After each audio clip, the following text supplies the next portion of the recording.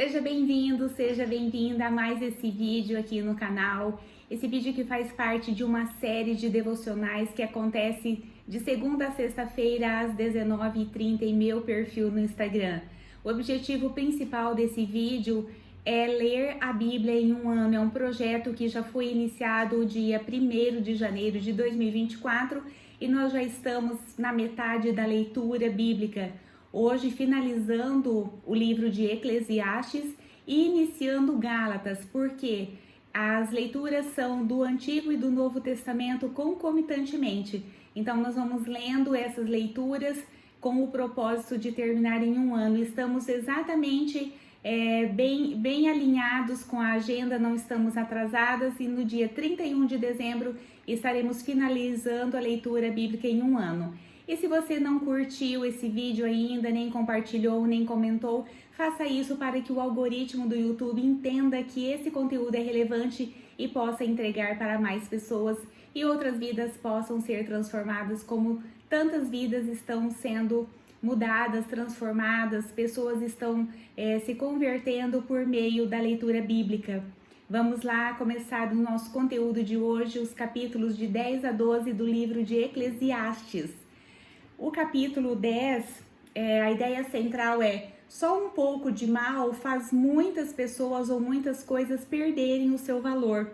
Olha só, a sabedoria de Salomão aqui, ele está fazendo uma reflexão durante o livro de Eclesiastes sobre o sentido da vida.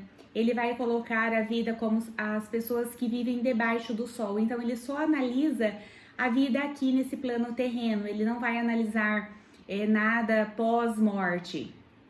Ele só vem fazendo reflexões acerca do quão é fútil, do quão é vaidade, muitas atitudes que nós temos ao longo da nossa vida.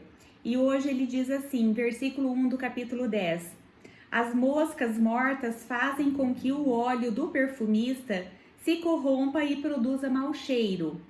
Da mesma forma, um pouco de tolice pode fazer o conhecimento perder todo o seu valor. Vamos imaginar uma pessoa preparando uma essência, misturando vários óleos, né, para transformar num perfume raro, e alguma mosca, algum mosquito venha a cair nessa substância, nessa mistura. E aqui ele vai dizer que a essência vai mudar, vai se tornar um mau cheiro.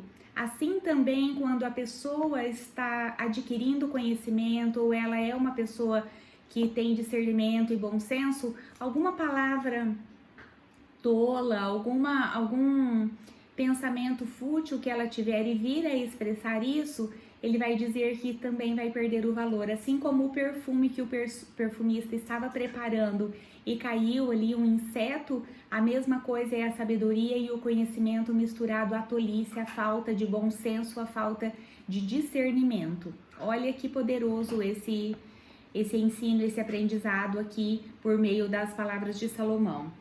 Os próximos versículos que eu quero destacar do capítulo 10 são 5, 6 e 7, que diz assim: há todavia outro mal que observei debaixo do sol. Para quem não está acompanhando, o livro de Eclesiastes, ele está observando algumas coisas e fazendo as reflexões acerca disso. Então ele vai dizer que há outro mal debaixo do sol, um erro cometido pelos que têm poder de governar. Então aqui ele está analisando aquelas pessoas, os governantes.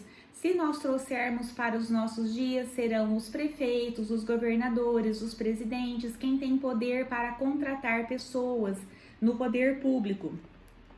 Ele diz assim: tolos são guindados a cargos importantes.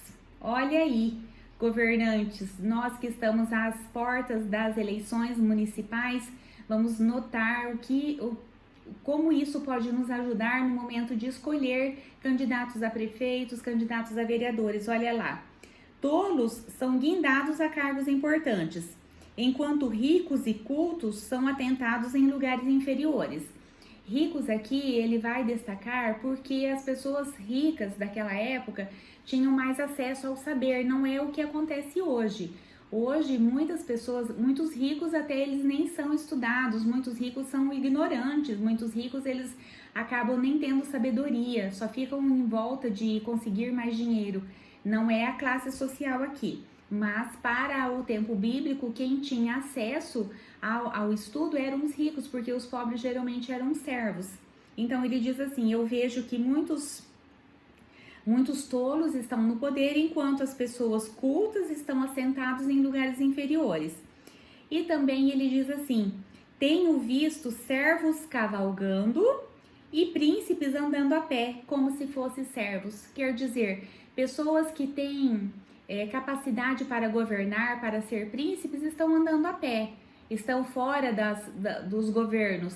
E aquelas pessoas que poderiam estar servindo em lugares um pouco mais inferiores, porque não têm discernimento, não têm sabedoria ou não têm caráter, estão cavalgando. Na época, quem cavalgava eram os príncipes e os servos andavam a pé. E aqui ele diz: olha, eu vejo muitos servos cavalgando e príncipes andando a pé. O que isso quer dizer? Que aquela pessoa que tem capacidade para governar está fora. E aquela pessoa que não tem está governando. Por quê? Eu diria que são alianças políticas, conchavos políticos, tá? Esse que é o X da questão aqui de Salomão. Vale muito para os nossos dias. Eu vou reforçar, vocês já devem estar cansadas de ouvir eu dizer isso, mas havia um estudioso da Bíblia que dizia assim: a Bíblia é mais atual do que o jornal de amanhã. E para um bom entendedor, né, meia palavra basta. Capítulo 11, a ideia central é preciso agir com sabedoria. Versículo 1 do capítulo 11. Distribui com generosidade o teu pão, como se o atirasse sobre as águas, e depois de algum tempo o receberás de volta. Esse pão aqui, atirar sobre as águas, é quando as tribos estavam com fome em algum lugar e eles estavam sob opressão. Eles faziam como se fosse um cestinho, colocavam esses pães sobre o rio, e as pessoas que encontravam poderiam se alimentar, às vezes que estavam em guerra ou coisa assim. Então, por isso que ele coloca esse dizer aqui: distribui com generosidade o teu pão, como se o atirasse sobre as águas. Ou mesmo assim, eu preciso atravessar com alimento para outra fronteira. O que eu faço? Eu coloco o pão para deslizar no rio, em um cestinho, e vou a pé, e do outro lado, né, também margeando o rio, eu vou e apanho esse pão de volta.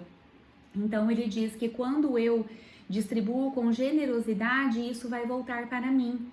Pode ser que volte em forma de ajuda, pode ser que volte em forma de sabedoria, de alguma forma. Tudo aquilo que nós doamos, nós recebemos de volta de alguma maneira. Versículo 4. Quem fica apenas olhando o vento jamais plantará, e quem para observando a passagem das nuvens nada colherá. Aquela pessoa que fica pensando: ai, será que o tempo vai dar bom? Será que vai chover? Será que não vai? Ou eu fico pensando: ah, será que eu planto hoje, que eu planto amanhã? Vou plantar milho, vou plantar trigo, vou plantar semente de graviola, vou plantar laranja. Então, essa pessoa que fica só planejando, ela nada vai colher. Porque além de planejamento, que é muitíssimo importante, você precisa de ações, de atitudes práticas para colocar esses planos em ação. Porque os planos no papel, eles não vão frutificar nunca. E por último, o versículo 6 do capítulo 11. Logo ao alvorecer, semeia a tua semente. Logo ao alvorecer, semeia a tua semente. E à tarde não repouses a mão. Quer dizer, eu vou semear de manhã e à tarde eu não vou descansar só porque eu já trabalhei de manhã. Pois não sabes qual das tuas obras vai prosperar. Quer dizer, eu preciso ter mais de uma obra em andamento. Eu preciso ter mais de uma garantia de renda. Eu preciso ter mais de uma posse, né? Para eu ter uma segurança. Aqui Salomão, que foi o homem mais rico, até a época dele, ninguém foi mais rico do que Salomão e nem sábio. Ele vem dizer: então planta de manhã, mas à tarde você não vai repousar a tua mão, porque você não sabe qual obra que vai prosperar. Aí ele diz: se esta obra ou se aquela obra, ou ambas. Se ambas forem boas, melhor. E se for uma ou outra, então eu não posso ter a garantia em uma só renda, em um só, em um só empreendimento. Eu preciso ter mais de de um empreendimento para que eu tenha realmente uma garantia. E por fim, o capítulo 12, o último capítulo do livro de Eclesiastes, aqui é o fechamento, eu destaquei a conclusão, que o homem foi criado para amar e temer a Deus. Salomão veio ao longo do livro fazendo... a hora parecia que ele temia Deus, a hora parecia que ele estava se sentindo deixado por Deus, que é melhor é morrer, melhor é aquela criança que nunca viu a luz do mundo, que morreu antes de nascer. Ora parecia que ele estava temente a Deus, e vamos ver como que ele conclui aqui. Ele diz assim: além de ter sido sábio e mestre, também ministrou grande conhecimento ao povo. Aqui é outra pessoa que faz o fechamento do livro, não Salomão. Então vai dizer, além dele ter sido sábio e mestre, ele fez grandes discursos ao povo. Ele ouviu, analisou e colecionou diversos provérbios. O sábio procurou achar palavras inteligentes e agradáveis e escreveu com destreza e justiça seus muitos discursos plenos de verdade. Quer dizer, os discursos dele eram baseados na sabedoria que ele tinha. Então, lembrando, uma outra pessoa fez o fechamento do livro para Salomão. Provavelmente ele já tinha morrido ou estava muito doente. As palavras do sábio são como pregos bem pregados. São como varas pontiagudas que os pastores usam para guiar ovelhas. Então, aquela palavra sábia, ela serve como se fosse um prego bem pregado ali, ele fica firme, ou então uma vara pontiaguda que o pastor utilizava para guiar a ovelha, né? Dava um toquezinho na ovelha, ela já sabia que não era por ali, que era para ela ir, que era para o outro lado. Então, a palavra sábia, ela vai te orientar, te guiar.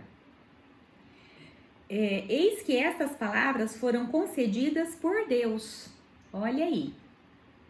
O único pastor de todos nós. Então, essas palavras de sabedoria que foram proferidas nesse livro, elas foram então concedidas por Deus.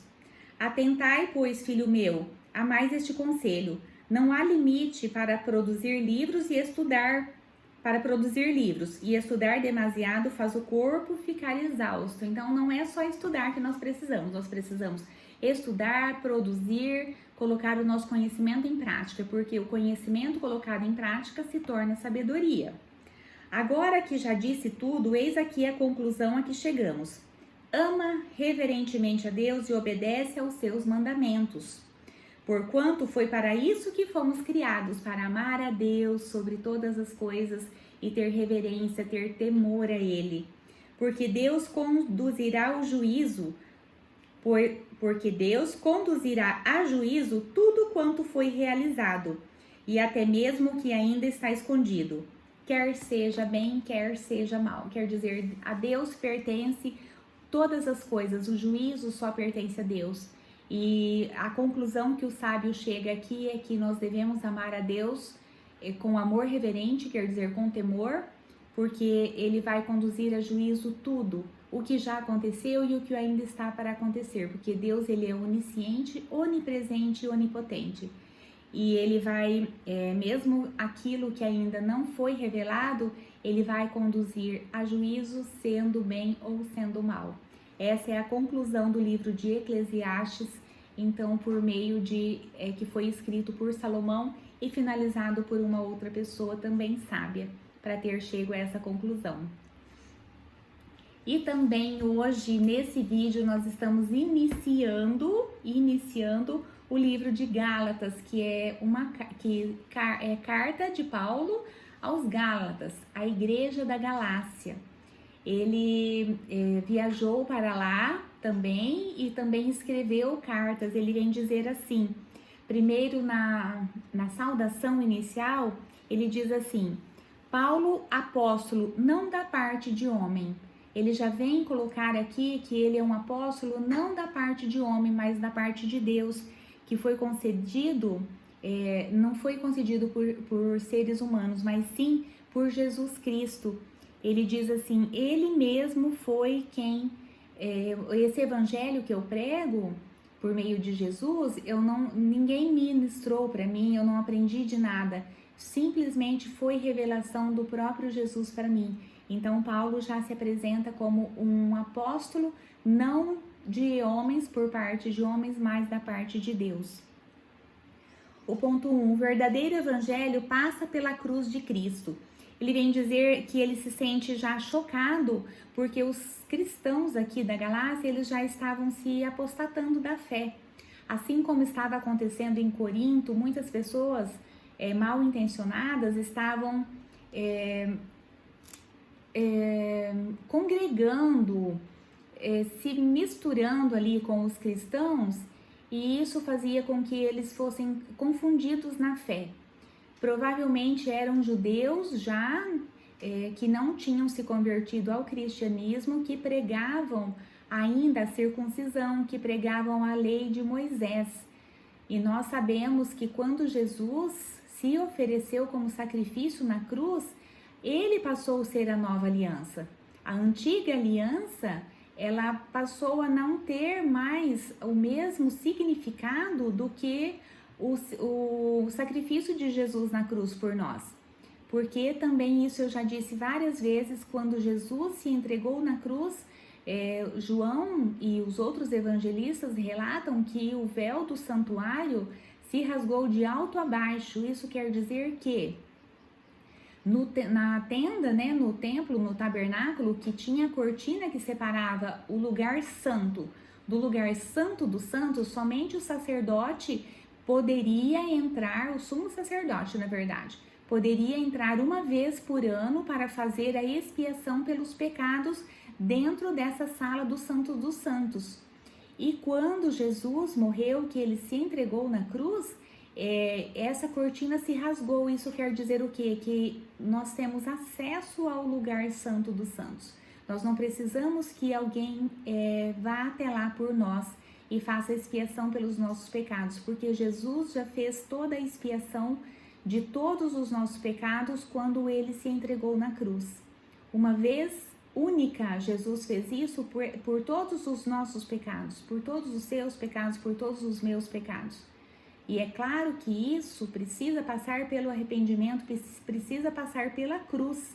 E aqui essas pessoas que estavam pregando ali também estavam se adentrando na comunidade da Galácia. Paulo vem dizer que eles estão pregando um outro evangelho. Ele diz assim: eu estou chocado que vocês já estáis desviando tão depressa daquele que vos chamou pela graça de Cristo para seguirem outro evangelho. E ele diz: olha, mesmo que um anjo, ou mesmo que nós viemos aqui e preguemos um outro evangelho que não seja o evangelho de Cristo, seja considerado maldito, seja amaldiçoado, porque não existe outro evangelho. O único evangelho que existe é o evangelho de Cristo, o evangelho que passa pela cruz, que passa pelo sacrifício de Jesus na cruz. Outro evangelho é anátema, ou seja, é maldito. Quem agrada a homens não é servo de Cristo. Paulo vem dizer assim: porventura procuro eu agora o louvor dos homens, a aprovação de Deus? Ele diz: eu estou proclamando o verdadeiro evangelho. Tudo isso que eu digo, Deus é testemunha de que é tudo verdade. Eu não procuro agradar a homens, eu agrado a Deus, porque se eu agradasse a homens, eu não era servo de Cristo. Se ainda estivesse buscando agradar a homens, não seria servo de Cristo. É isso que Paulo declara aqui. No ponto 3, Paulo vem dizer que as pessoas que já conheciam ele só de nome lá na Judéia, ele vem dizer que ele não tinha ido pessoalmente ainda. Ele vem falar sobre quando ele foi chamado. Ele fala assim: Deus me separou desde o ventre de minha mãe e me chamou por sua graça. Quando então foi do seu agrado revelar o seu filho em mim, para que eu o proclamasse entre os não-judeus. Paulo já disse que foi chamado desde o ventre da mãe para falar de Jesus para os não-judeus, ou seja, para os gentios. Ele diz que ele não esperou nada, ele partiu imediatamente e não pediu orientação a pessoa alguma. Ele diz: nem mesmo aos outros apóstolos eu pedi. E depois ele vem contar que passado 3 anos do chamado dele, que foi quando ele ficou cego no caminho de Damasco, que ele estava indo para perseguir alguns cristãos, Jesus apareceu já ressurreto para ele, ele caiu, ficou cego, e ele ficou 3 anos ainda estudando. Ele foi para outros lugares. E depois desses 3 anos é que ele foi para Jerusalém para conhecer Pedro. E ele disse assim que passou 15 dias com Pedro e conheceu também Tiago, irmão do Senhor.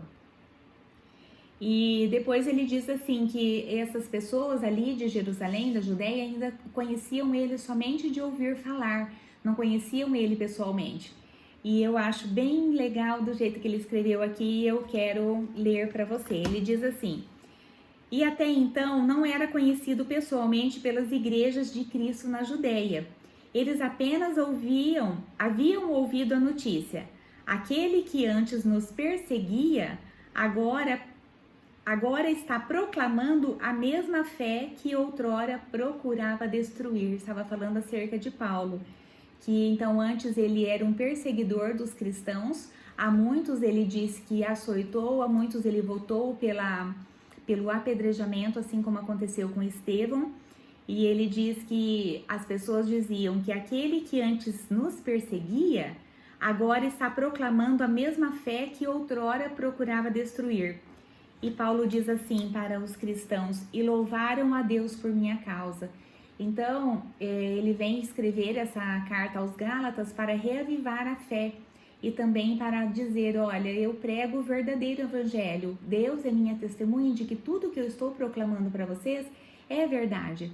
Então, atentai, né, para tudo isso e não se deixe enganar por falsos mestres, por falsos ensinos que só distanciam vocês da verdadeira salvação. E assim, amadas, nós vamos finalizando esse vídeo de hoje. E se você não curtiu, se você não comentou e nem compartilhou, faça isso para ajudar esse canal a crescer. Esse canal que só foi criado para abençoar e edificar muitas vidas por meio da palavra de Deus. E amanhã, dia 23/9 de 2024, uma segunda-feira, nós estaremos ao vivo no meu perfil no Instagram às 19h30, @IsaPenha Mensagens de Vida, e você vai estar ao vivo comigo em uma live que acontece diariamente de segunda a sexta-feira. Eu desejo para você um excelente final de domingo, um início de semana abençoado, e eu espero você então amanhã nas lives ou então no próximo vídeo, que será no próximo sábado e no próximo domingo. Um beijo e até mais. Tchau!